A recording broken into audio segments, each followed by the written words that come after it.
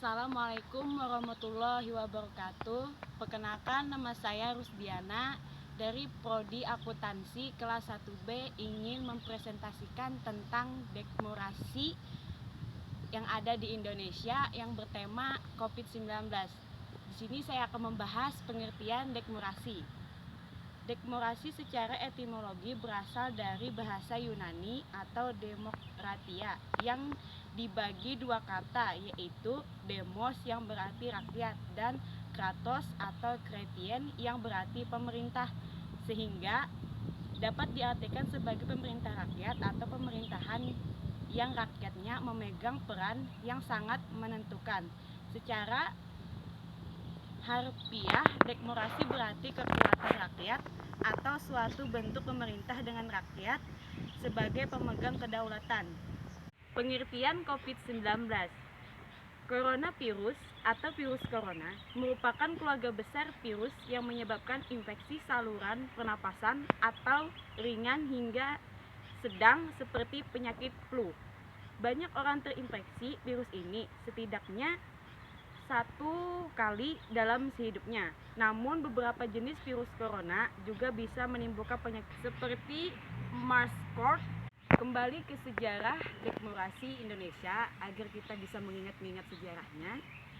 Sejak Indonesia merdeka dan berdaulat sebagai sebuah negara pada tanggal 17 Agustus 1945, para pendiri negara Indonesia melalui UUD 1945 atau yang disahkan pada tanggal 18 Agustus 1945 setelah menetapkan bahwa Negara Kesatuan Republik Indonesia atau selanjutnya disebut NKRI menganut paham atau ajaran demokrasi di mana kedaulatan atau kekuasaan tertinggi berada di tangan rakyat dan dilaksanakan sepenuhnya oleh Majelis Permusyawaratan Rakyat atau MPR.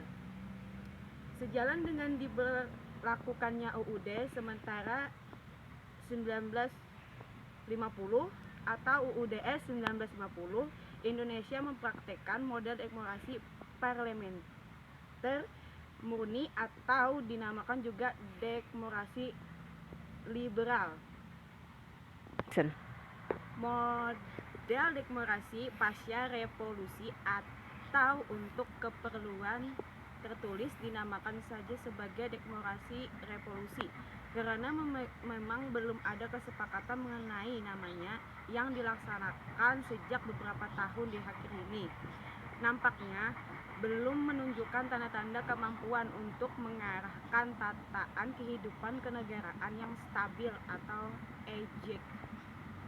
Sekalipun lembaga-lembaga negara yang utama yaitu lembaga eksekutif atau presiden atau wakil presiden dan lembaga-lembaga legislatif atau DPR dan DPD telah terbentuk melalui pemilihan umum langsung yang memenuhi persyaratan sebagai mekanisme demokrasi.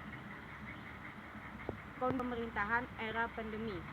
Di tengah pandemi COVID-19 ini secara substansi demokrasi memang tidak banyak perubahan.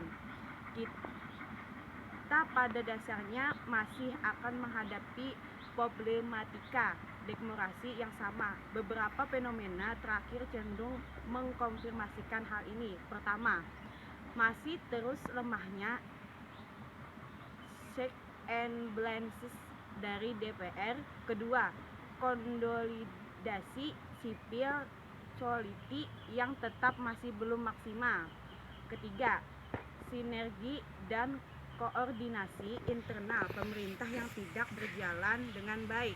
Keempat, munculnya fenomena opportunisme pada bulan April 2020, staf kasus milenial presiden yakni Andi Taufan, Adamas Belva, dan Gracie Billy Joshua menjadi sorotan.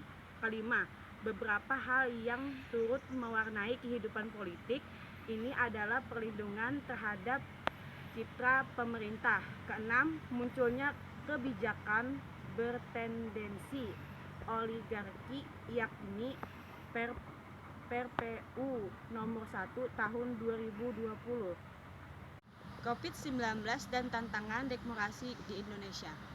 Dalam kurun waktu 2 bulan terakhir, segenap komponen bangsa mulai resah.